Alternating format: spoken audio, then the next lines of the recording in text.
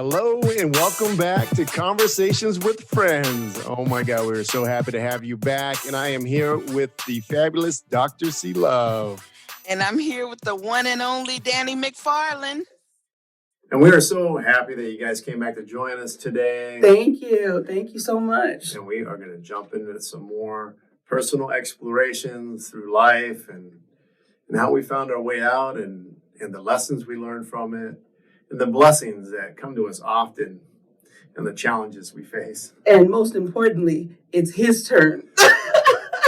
So you're welcome to turn the channel. No, turn up the volume. Turn up the volume. So, Danny, Yes. Going within, and his life is what it is. It's often a roller coaster, but can you just share with the audience, a little bit about your journey in life so far? Oh, wow. That's a big enchilada. And maybe something that was a significant life challenge for you. Okay. Well, some of you may know already, but I'll just talk about the big shift for me that propelled me into this, finding the lessons in life, the spirituality. I call it a spiritual awakening of sorts for me. And that was my accident. I used to be a deputy sheriff in Sacramento, California. And I loved doing that job. It was a lot of fun. I was loving my career and the direction I was going in life. I had gone through a lot of struggles and challenges to even get to that point. Get to that point. That was an achievement. You thought you arrived. I really did. Ironically, I was like, all right, well, I'm actually in a career and I love it. And I worked really hard, to save up and start buying homes and was in a relationship, and I was real close to popping that big question. And that was like the next step was like, hey, I'm going to get married. I'm going to have a family. And then one Wednesday morning at approximately 8 a.m. while on a routine call, I ended up getting drugged halfway hanging out of a suspect's car. Turned out to be a parolee at large. And wow. I was in the process of trying to pull him out of his car when he threw the car in reverse. And he drugged me 115 yards in reverse. And then we hit a light pole going approximately 70 miles an hour. Ouch. Yeah. So what were you thinking? I mean, if you could take us back to that moment when you realized this wasn't going to be your ordinary call. Like, how did you have a premonition, or like at what moment did you realize? That's an interesting question, because the call that I got hurt on was a very basic routine call. It was actually a consensual contact.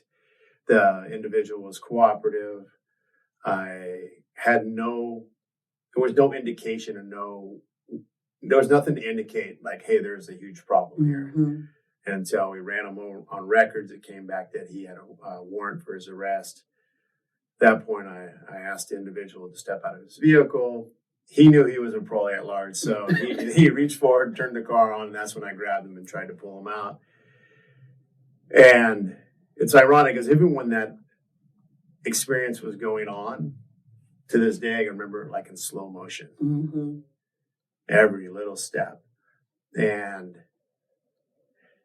honestly, it may have served me to have had more fear in that situation, to recognize the life and death situation that I was in the middle of.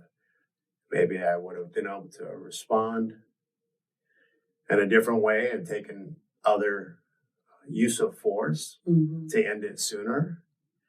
However, I kept feeling like there was something else I could do. Yes. And I would just honestly, for all intents and purposes, I should have died in that accident. And was incredibly fortunate, by the grace of God, to survive that situation. And what kind of injuries did you sustain? I broke my neck. I broke my C5. I obstructed my right vertebral artery. I ruptured and herniated several discs in my neck, back,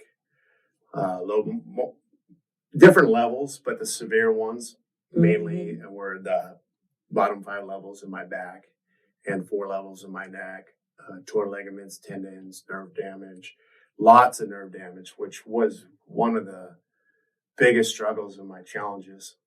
And nerve damage is. oh yeah, I mean it was literally like full body trauma. I mean there wasn't a part. Every joint in my body ached so hard. Mm-hmm. Felt like my body was on fire. Felt like I was being stabbed by 1,000 knives. I felt like an elephant was sitting on top of me, and this was just constant. Mm-hmm. How long did you stay in the hospital? Well, they brought me in for a few hours and sent me home. Wow. They shot me with medication. I remember them asking me, they remember them lifting my head up and then letting go of it. And I remember my head falling backwards. Mm-hmm. And everything in you don't even recognize it. It just happens every day. Mm-hmm. Like your muscles, tendons, whatever, tighten to hold your head up. And I remember everything went to do that, but my head just kept falling. And then the pain of all those tendons, ligaments, whatever it was just excruciating. Mm-hmm. They put a neck brace on me. They never did an MRI. And they sent me home. Wow. It took them, well, they didn't know I had a broken neck then. Clearly. They just sent you home. And that was because I went in there with a typical mentality for me at that time where I wasn't going to complain. Yes. Like they're professionals. They know how to do their job. The way that I related to being a man at that time. The way that I judged what complaining, to be wrong or bad, was not a very good advocate for myself. Mm-hmm. And my way of handling pain was more of humor and discounting it. So I was joking around but I was in massive pain. Mm-hmm. But I wasn't saying like, hey, no, there's a problem here. You need to do something differently about this. And did you also like consider your coworkers? I mean, you're tough. You're law enforcement. You're a sheriff. Did you feel like you had to prove you were strong? No, that was just part of the way that I was ingrained to be as a person. Okay. My conditioned self. I just had that mentality, which served me quite well in many ways to get through challenges, to overcome. I mean, I was an athlete my entire life growing up. Mm-hmm. And so I was used to overcoming adversity and pain and to not allow that mental weakness, as I would have called it then, to get in the way of achieving my outcome. So how did you come to realize that you were really hurt? Oh, I knew. I didn't have to come to realize. I knew it. I mean, like the vertebrae and the detail level, not just agony, not just hurt, but like, oh my God, this is really, really, I'm really, really hurt. Oh yeah. Not hurting, but hurt. My body is broken. Well, I mean, I knew it. I mean, I can remember that very night. So I was sent home. Mm-hmm. And I stayed with my girlfriend at the time. She brought me back to her place. And I remember just being in excruciating pain. And when it came to going to bed, I kind of wobbled over to the bed and then tried to turn, was that vertical or horizontal, to lay down. And just that slight tilt, even with the neck brace on, just that little bit of off balance caused excruciating pain. I mean, I was in so much pain that I literally was like, I can't even go far enough to lay down. So I went back and sat in a lazy boy, and then I just attempted to just lean back a little bit. I couldn't even really go back, but just to sit in there and try to try to sleep like that.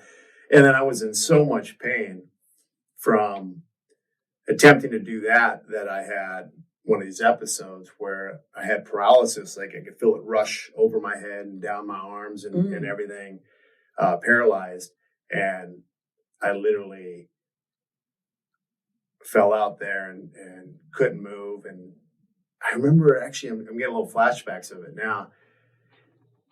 And this is part of my mentality too. At the time, my girlfriend was like, "I've got to call the ambulance," and I was so embarrassed. I had such a againstness from the embarrassment of being picked up by an ambulance, and all the neighbors know, and it wasn't even my house, but just that was part of like, oh, they don't even know you that well. It's just the point. No, it was like, oh no, and what if I were to be picked up by an ambulance and it wasn't a horrific thing?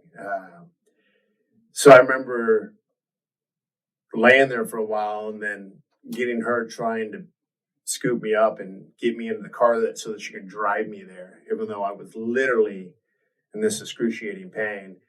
We got to the hospital. They admitted me overnight, shot me with a bunch of medication for the pain. Didn't do anything else that I can think of. And I don't think I was even overnight. Maybe it was 4 or 5 hours. And then they sent me home again. And so I went back home. And then 5 months into it, I was actually working with a physical therapist. And they were trying to twist my arms and the neck and do these different exercises with me to rehabilitate me. And even with them, I never even complained to them. But there was something about my physical therapist that I respect her so much to this day, because somehow with her working with my body without me bitching and moaning about it, made her go. She discharged me. She told my doctor, sent him a letter saying, "I refuse to treat this patient anymore until you figure out what's really wrong with him." Wow. So she was like an angel, guardian angel looking out for you. Absolutely. And if it wasn't for that, who knows if they would have ever found it. That's when they did an MRI, came back that I had broken my neck. And that was a funny situation as well, because I was getting ready to get on an airplane to fly to Phoenix. And the doctor was like, what are you doing right now? Where are you? Before he even told me. Don't move. He said, "Where you at? What's going on right now?" Hey, doc, I'm packing my bag, getting ready to head to the airport. And he says, "You can't go." I'm like, "What?" Is anybody there that can drive you to the hospital? And I'm like, "Yeah, why? What's going on?" And he's like, "Your neck's broken. I want you to try as hard as you can to not move your neck." 5 months later. He's like, "You can't drive a car. You need someone to drive you." I'm like, for 5 months I've been driving around. You have me in physical therapy, tweaking my neck left and right. And now suddenly it's urgently important that I don't move. And that I get to the hospital immediately. So now what are you thinking? I mean, I know there's that, but was that like finally, was there some relief in hearing that there was something specific that, you know what I mean, that they could identify as a source of what you were going through physically? That's a great question. I don't recall offhand at that time. Hey, motorcycle. Yeah, that's a good question. I don't recall. So then what? Now you're back at the hospital. They now know what's wrong. What happens? And at that point, did they check your neck and your back? Did they do like a whole body scan? No, they didn't want to spend more money than they had to. It was interesting. I mean, it was workman comp stuff, so they're trying to save a buck everywhere they can. And even for a law enforcement officer that was injured in the line of duty. Oh yeah. Wow. I mean, that was part of the challenge. Isn't that disappointing? Did you feel betrayed? I didn't. I don't think I ever went. I had such a mentality not to go into being a victim, being upset about. I can remember, it reminds me of somebody, well, there's a few people who came to me and asked me what happened, and I shared a bit of the story. And the fact that the guy that tried to kill me, who was already on parole for assaulting a peace officer before had only spent, I'm trying to remember, because they ran it concurrent with his violation, which means it didn't add the time. When he served that time, it also counted towards my time. So he literally did, I'm trying to remember if it was like a year to a year and a half is all he really did for trying to kill me. Wow. Yeah. And I remember people were so bothered by that and so upset. They couldn't believe that that's the way it was handled. They said, you must be so upset about that. He said, no. I said, honestly, like, I don't sweat the shit I can't control. And that was just, fortunately, a way of approaching life that served me at that time to help me. Because I had to use so much of my energy to get through every day without wanting to kill myself or someone else. And so for me to waste energy focusing on something else I don't have any control over. You just couldn't afford to spend it that way. Right. It was more like a logical, rational way of relating, of getting myself through the hell that I was going through. And how long did it take before you were able to get back on your feet, so to speak? I mean, in some regard, I'm still working through things to heal through that in many ways. I spent a decade at least permanently disabled. They told me I'd never get better. I went to top surgeons at Stanford that work on the NFL players. And they all just said, hey, Danny, you're lucky to be alive. And that's why they were just like, consider yourself lucky to be alive. You're lucky to be alive. We can, and when they finally did a fusion on my neck, it didn't heal. So that was a non-union. So then they were wanting to force me to go back in to get surgery done again. And so the neck where it broke never healed. And then the fusion never fused. So technically, as far as I know, that's still the case. So did you go back to law enforcement? No, I did not. For 2 years, I jumped through hoops trying to get my blood back. I loved it, man. I loved the guys. I loved what I did. Just being a part of that community, being part of Pig Ball, which is a big charity game we played every year. Pig Ball? Yeah, Pig Ball. Like the Super Bowl. Oh, okay. They call it Guns and Hoses now. I guess we play at a fire department. That was a big deal, playing in the Police Olympics every year. You're a sports guy growing up. It has that incredible camaraderie and sense of connection.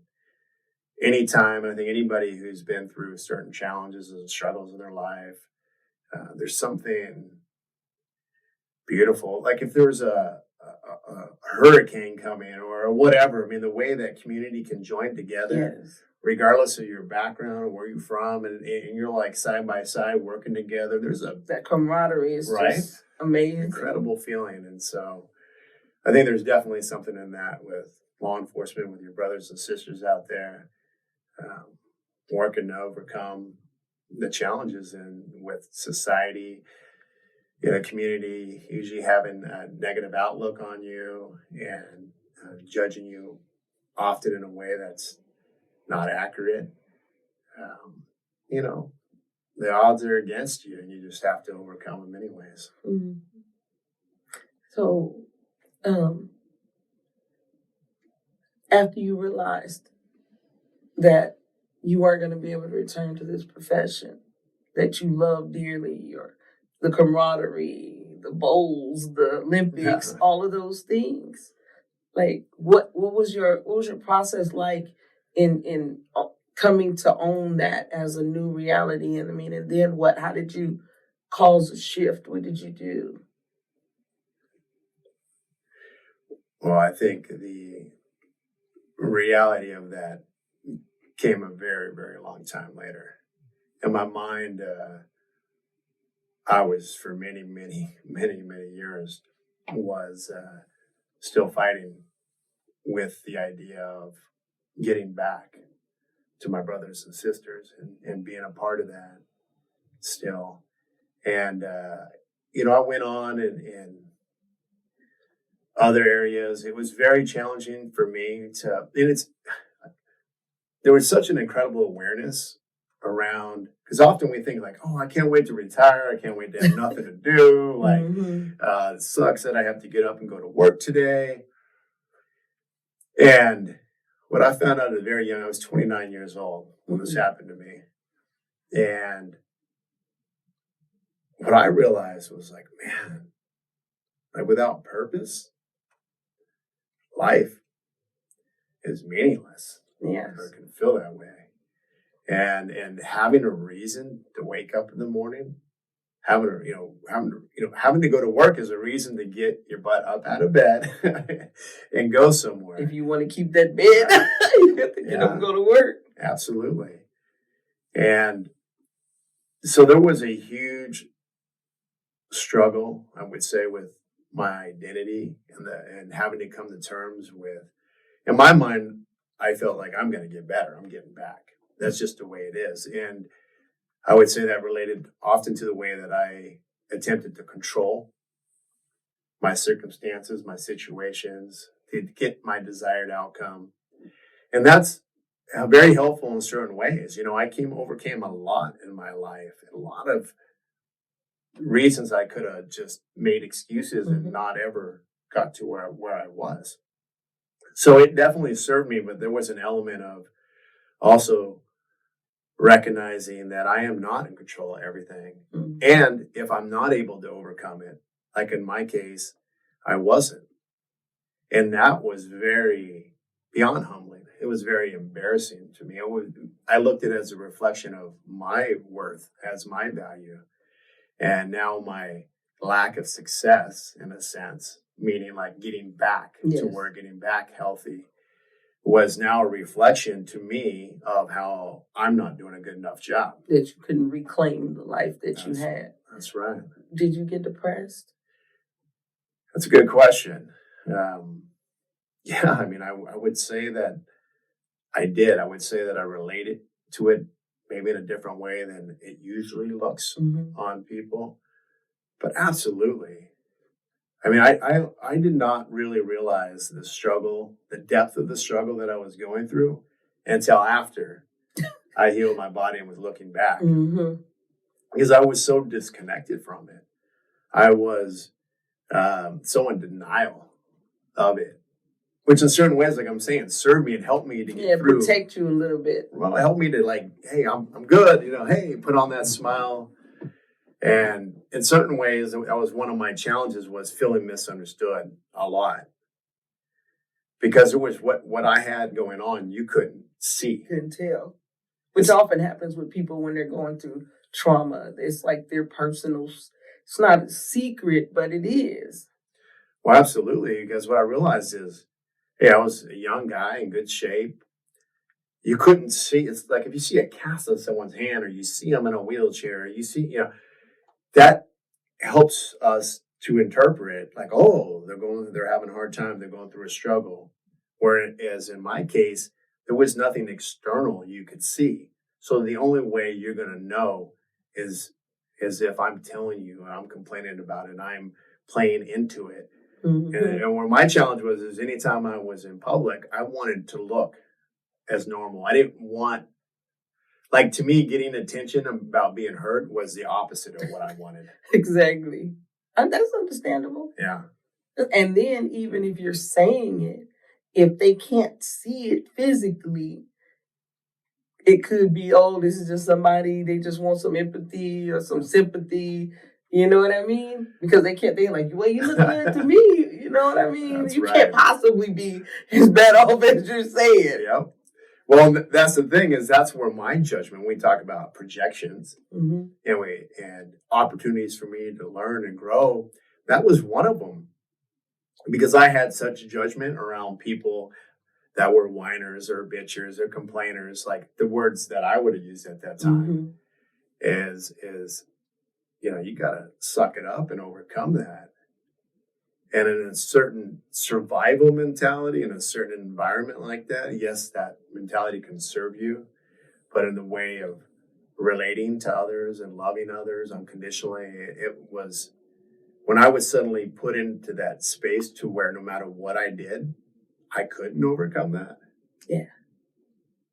Then that mean that, it was just an incredible challenge. And see, and for me, I'm like, the last thing you ever want to tell me is suck it up. Yeah. Because that's just my makeup. That's Right. just like, I mean, I'm vulnerable. I'm like, Yeah. I'm a feeler. You tell me suck it up. I mean, tell me I'm going to get through this and I can make it and things like that. But you tell me suck it up, like shut your feelings down. That to Right. me, that's what suck it up means. Yeah. It means stuff your feelings, get over it kind of a mentality. And I sometimes I have to go through things. And that sounds a little bit like where you found yourself, like you weren't going to be able to use any of the things that had worked before that were your go-tos. Absolutely. And then some of the other lessons in there were the way that I related to asking for help. I considered that a weakness. Mm-hmm. If I wasn't able to handle or accomplish things on my own, then that meant I wasn't doing a good enough job as the man I was supposed to be in life. Mm-hmm. And for me to ask for others for help was just a sign of my weakness or my lack of ability. And that was such a struggle for me to, in one way, I'm holding everything back about what I'm really going through, but then frustrated that on another level that nobody understands. Yes, it's like, how can they? How can they? How can they possibly understand? And that's with anything. I mean, we all experience that in our own ways. And that's where empathy comes in. Is we don't even have to experience, but we can relate in our own ways with different challenges and struggles we might go through. And think about, like, what did I have to go through in order to understand that? And what you said is so profound, because what I hear in that is, even if I tell them, how can they really understand? And how can they really understand if I don't tell them? It's like, hey, it's a double-sided sword. I said the very thing that helped get me through it was also what made it incredibly challenging. My will and determination to never give up mm-hmm. is in many ways what helped me to get through it. Mm-hmm. However, in other ways, it made it such a challenge. And so often people, there's a part I haven't told you about yet is how I significantly healed my body. Okay. So decade later, and keep in mind, as I was trying to mention before, I was on 10 different medications for pain, for nerve damage, for fibromyalgia, every joint, every part of my body ached constantly, every second of every day. I felt like I just wanted to rip any and all limbs off just to relieve some bit of pressure. Mm-hmm. And and it was when I met my holistic practitioner. And so I'm sorry to rewind a little bit about the medications and stuff. So the challenge in that also was, well, I'm 29 years old when I started going through this. How long? I know this one causes liver problems. This one causes kidney problems. This one causes this problem. This one causes that problem. Yeah. Like, how long am I going to live if I keep taking all of this stuff? And I would ask, like, well, I'd ask the doctors, is this going to make me better? Oh, well, no, it's going to help with that. And it's going to help with, well, is it going to help make it better? Or is it just going to help mask it? Well, and it was just back and forth that I had to go through for them to admit, like, well, no, it's not going to get better. This is just going to help you. And keep in mind, they're doing the best that they know how to do. Yeah. They really are. I believe this. I don't believe that any of them were trying to. They're working with what they've been trained with and what they know how to work with. And it's the practice of Western medicine. Yeah.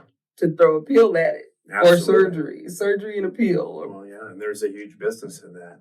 And there's elements of it that really helps and serves when there's not another option. Because I do know on the other side, people are like, well, see, that's the problem. Like, da da da da da. Well, keep in mind, if you don't have another way to resolve that issue, like that is better than nothing. Amen. It really is. And It's definitely better than nothing. Absolutely. I mean, yeah. So, what did you do with the healing? So You met your healing practitioner. Right. I met an amazing holistic practitioner.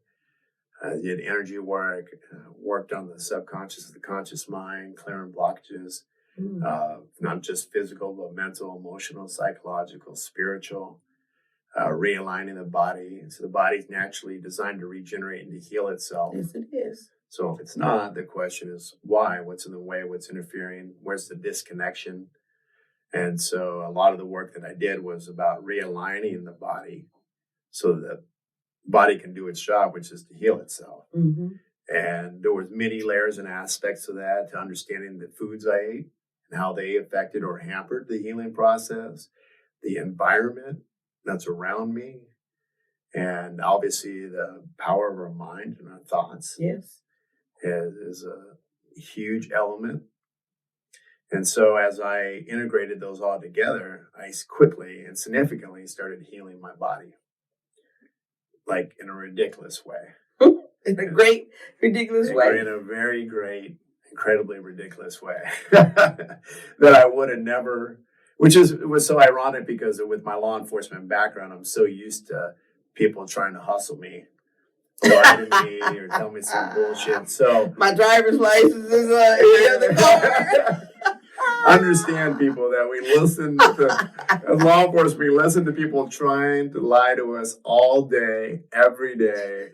And what? The tail lights busted? No, yeah, I didn't know. Yeah. Can I just get a warning today? So everybody's trying to get away with something. So sometimes you might come across a person telling the truth, but you're so used to the okay, let's work through this. So you have to work through your skepticism. Right. And sometimes that's not desperate, but right. That's the urgency is the.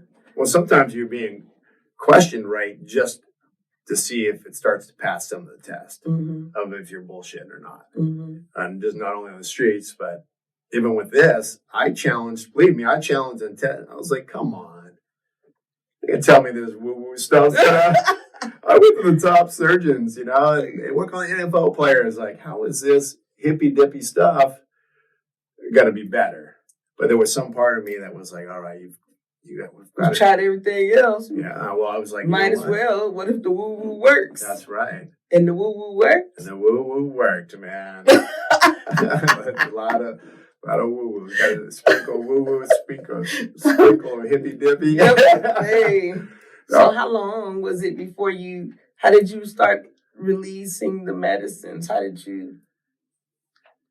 Oh, well, within a month, I was off of all the medicines. Within a month? And in half the pain. Whoa. Absolutely. I'm not talking about kind of, sort of.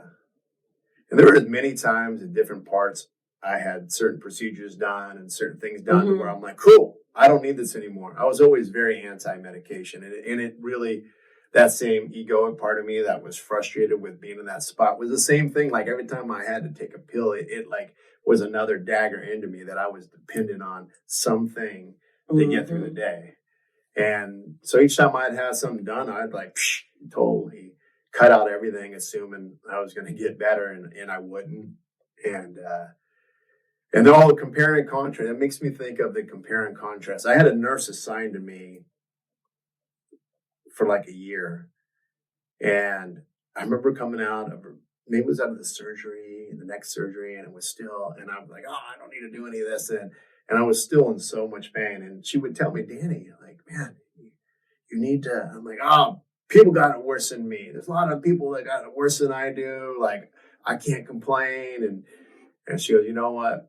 You're right, Danny. Some people have it worse than you, and a lot of people got it better than you. And she says, look, you need, it's going to help you to acknowledge the pain and the struggle that you're going through.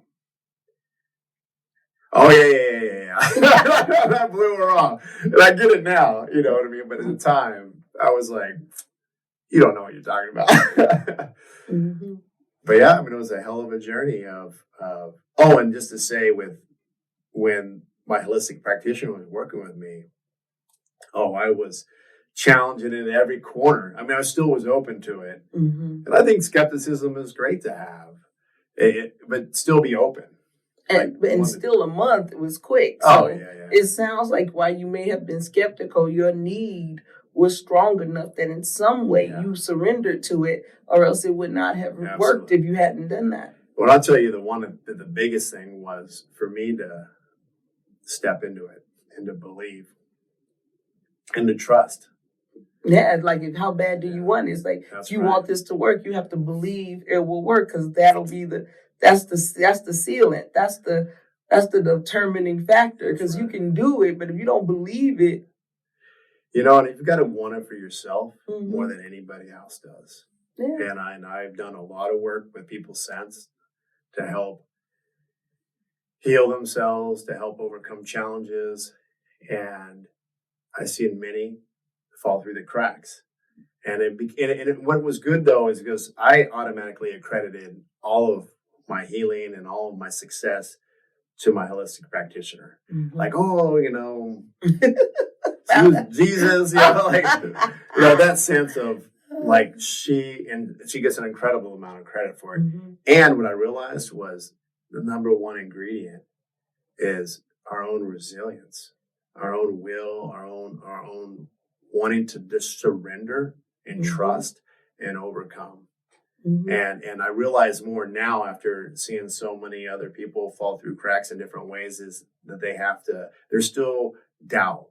There's still these inner fears and challenges that make them still hold on to the old a little bit. Mm-hmm. And my experience is you've got to be the one that surrenders, and you've just got to be, when you decide to do something, do it 100%.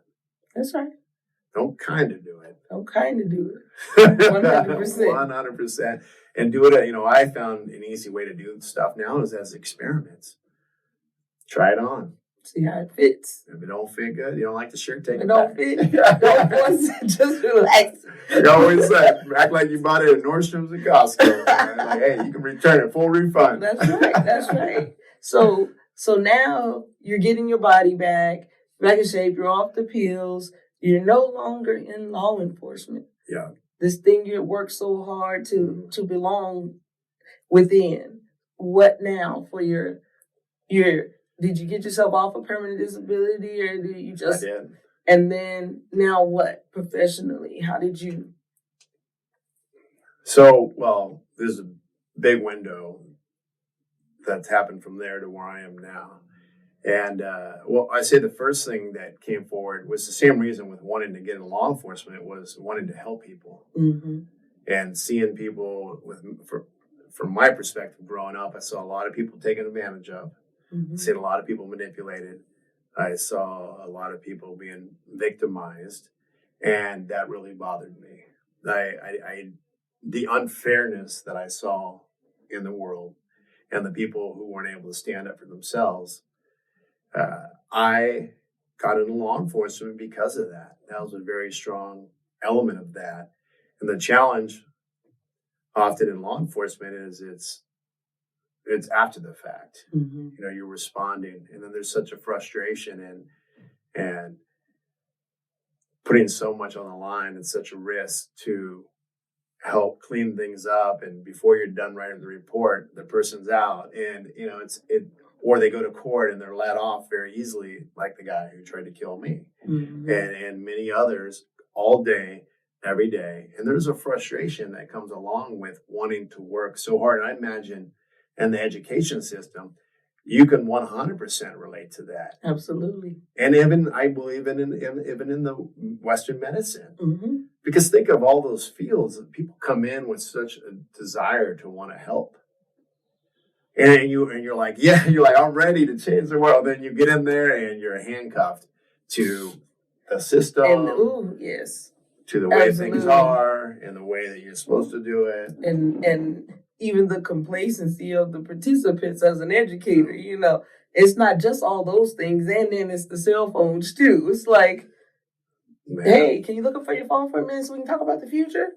I couldn't even imagine dealing with the cell. Matter of fact, that needs to be a topic. Yeah, absolutely. One of our talks is because I have a lot of thoughts around that. However, I'm not in it all day, every day like you are. Mm-hmm. So I would love to hear more about the challenges of. My little niece, Olivia, it's not so little anymore. She just started her freshman year in high school and got a cell phone for the first time. And man, I just spent some time with her a few weeks ago, and only being a few months into high school and having a phone. Oh my God. Mm-hmm. The way they're just literally consumed. They're addicted. I mean, it's like a kid in the candy shop. With no adult in the room. And you know what? Any of us in that same situation would have been the same way. Right? Yeah, if we didn't have somebody that was regulating. Like for me as a parent, I'm like, if I get one phone call about you and a cell phone in the classroom, see this little flip phone I got at 7-Eleven? This will be yours. Yeah, that's like my dad's. Hand me back that iPhone, hand it here. You hear that, Olivia? You're gonna get Grandpa's cell phone if you don't start balancing You want this flip phone where you gotta press 3 digits just to make a letter? I love it. Oh my God! You know what I'm saying? That would be some incentive. You know what I mean? Well, and I think about I know we're getting off topic here, but all the challenges already in going into high school. Like, it was overwhelming for me to deal with to begin with, let alone if you threw in that big enchilada of a distraction and all the moving parts. And what about the people who are naturally? Ooh. We got to talk about it. I want to finish what we're talking about with you, but what about the people who are antisocial, that have a tendency to be antisocial, and now they have a phone? That whole ability to be in a position where connection is necessary dissipates. Mm-hmm. So speaking of education, that's a career. So what, getting back to your story, like what did you decide in terms of a career? What's your new expression professionally?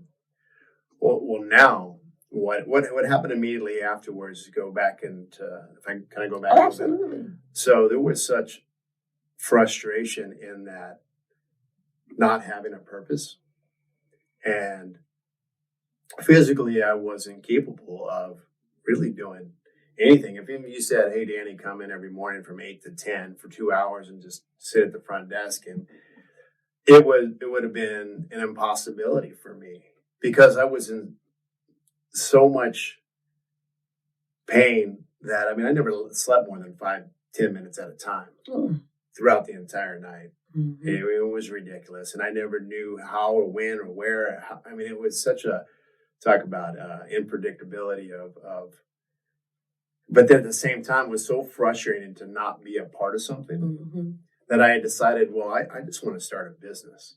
I want to buy a business, something that I could be a part of, even though I can't necessarily work it. So I was looking around at different professions, and then my girlfriend at the time was a professional ballroom dancer, and I saw the way her business was running. I saw that it was a fairly successful business, and I also saw how poorly the owner was running it and treating the employees. And it was very frustrating to me. I still very much was in my righteousness of, like, people should be treated right, and and they were violating so many codes and this and that. And so anyways, I said, well, I'll tell you what, how about if I finance to open a new ballroom dance studio? What if, I still pay you the salaries to cover all your needs and bills, but you'll just come over and do the same thing. You were managing that ballroom dance studio. You come over here, you teach the lessons and manage this one. I didn't help train the other dance instructors and so forth, and I'll handle all the behind the scenes stuff that I can do on a computer from home, or whether it's 2 a.m. or 2 p.m. I can work on bits and pieces of it. And so I did that. I didn't take a salary or anything, and I just focused on creating a successful business with that. And so that's the first thing that I really got involved with as far as work went. Now, I was still going through massively all the challenges that I had, but it gave me a sense of belonging, and it helped give me a sense of connection. And then the blessing in that is that's how I met my holistic healer. She came in to take dance lessons. Oh, wow. From out of town, and I sold her a package, and we decided to exchange private lessons for treatments. And I really 100% feel like that was guided by the universe. Yes, because look, all that had to be orchestrated. That's You right. went from deputy sheriff to ballroom dance studio owner. Yep.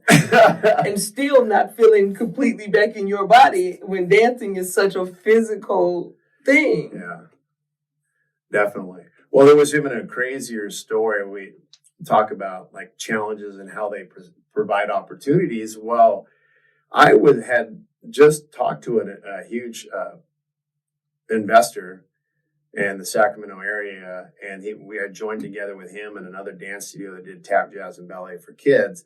And we were joining together to spend, I think it was like $6 million to buy this huge 20,000 square foot plus building. And on one side, we were going to put in the kids' tap, jazz, and ballet studio. And on the other side was going to be our ballroom dance studio. In the center, we're going to have a theater. And the end, I was opening a dance store. And so I had designed it like into this. It was going to be a huge expansion. And so my girlfriend at the time, we had separated, but we were still friends. And it worked out great because she ran the day-to-day operations in the studio. I handled other stuff from home. We weren't required to like have to work together all day, every day.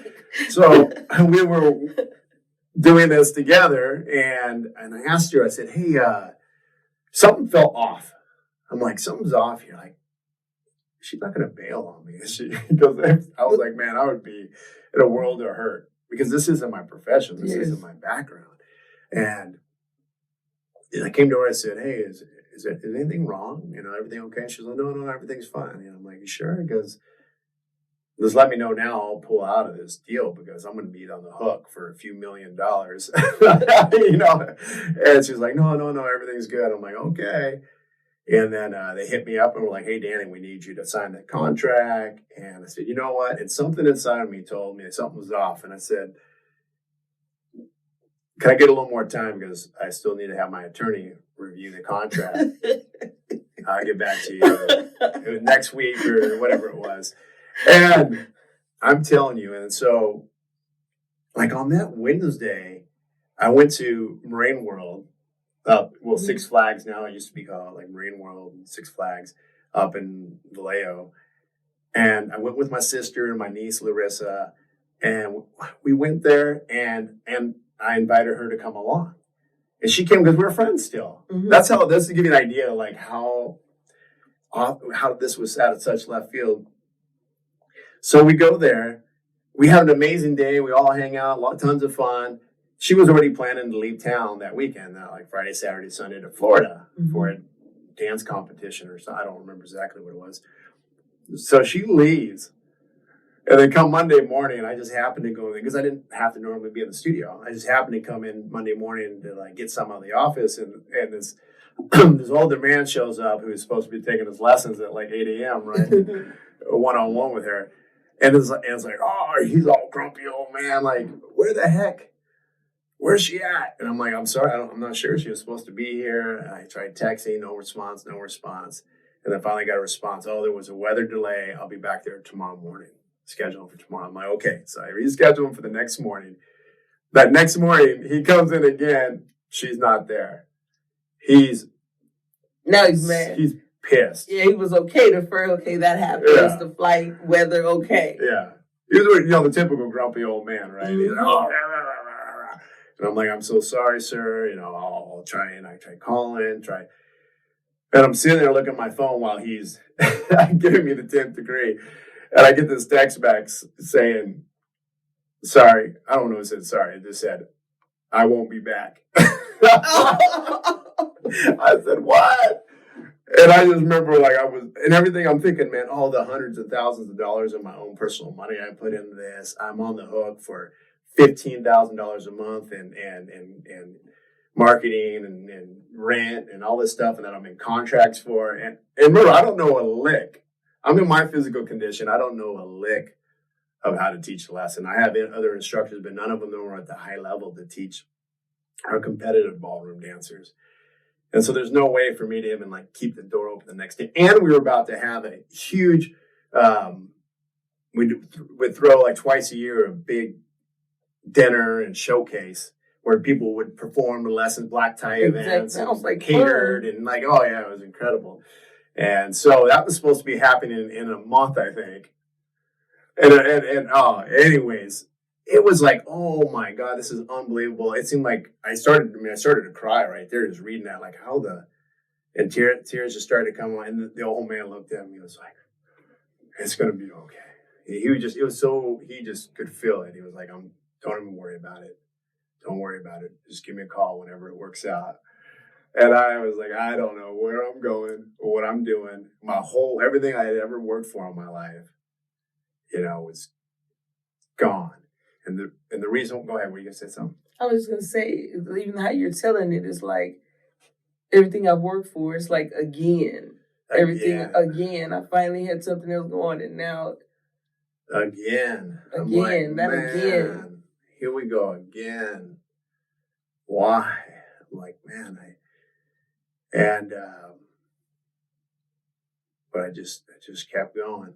And that's the part that the fight that the ego part that can be service too. I just was like, nope, got to get through this. Did you try to keep it open for a while? Yeah, I did. I kept it open for another 2 years. And that showcase, I pushed it back a month, but it still went off. And there was such a huge,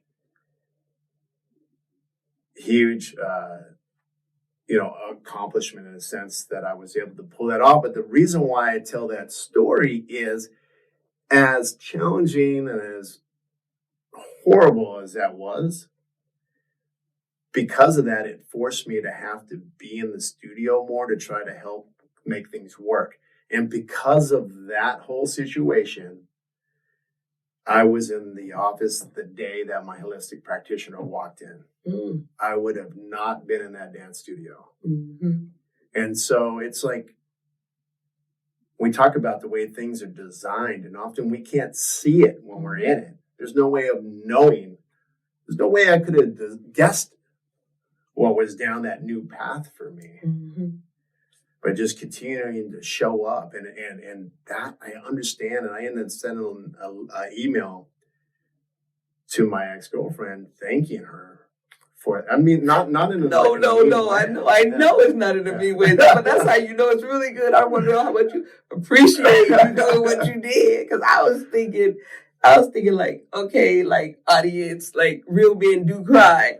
Oh, he said he looked at the text message, so be careful about the text that you send.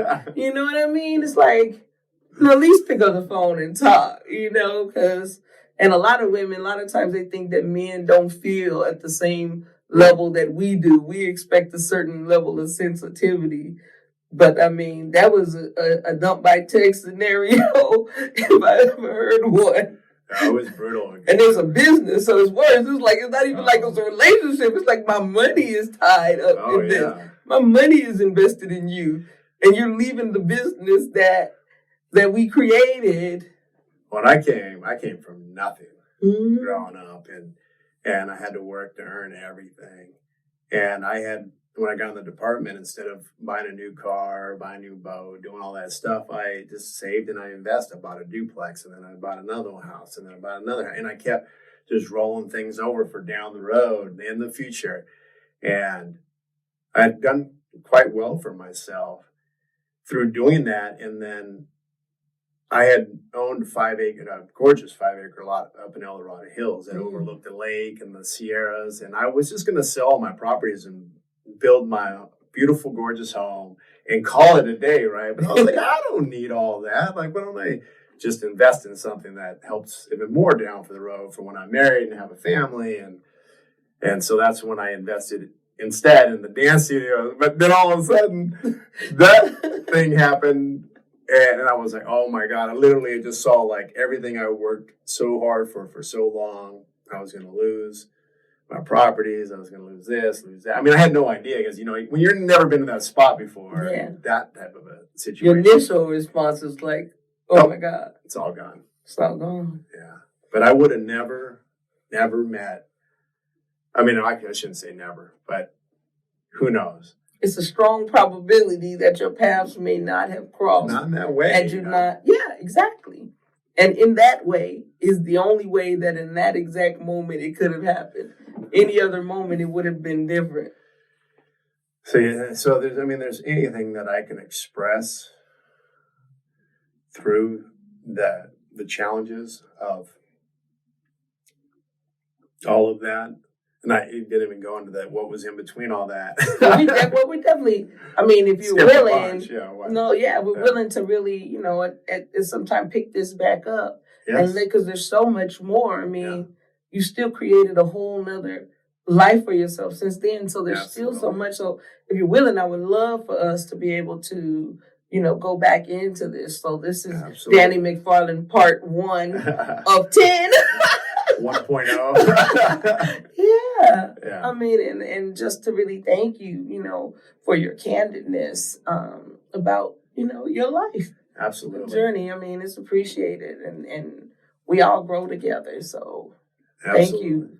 Thank you so much for sharing. Yeah, and anytime anybody wants to know more, dig deeper, I know I didn't really get to dive too deep into anything particular, but if there's a certain topic that any of our viewers or anybody wants to know more about or explore more along that path of where Dr. C. Love went over her challenges and struggles with death and grief. And here's a challenge of physical pain and obviously emotional, psychological, that comes on both sides of that. And I think that there's a lot of people that can relate to that, whether it's right now in their life or in the past. And if there's any ways that we can support you along that journey, share any tools or techniques that supported us getting through that. Mm-hmm. And we would love to do that. It was really about us building a community of connecting and being vulnerable and not perceiving help as a weakness. It's Absolutely. a strength. It is a strength. It's an incredible strength. Absolutely. So we thank you. Hope you join us next time. Please do.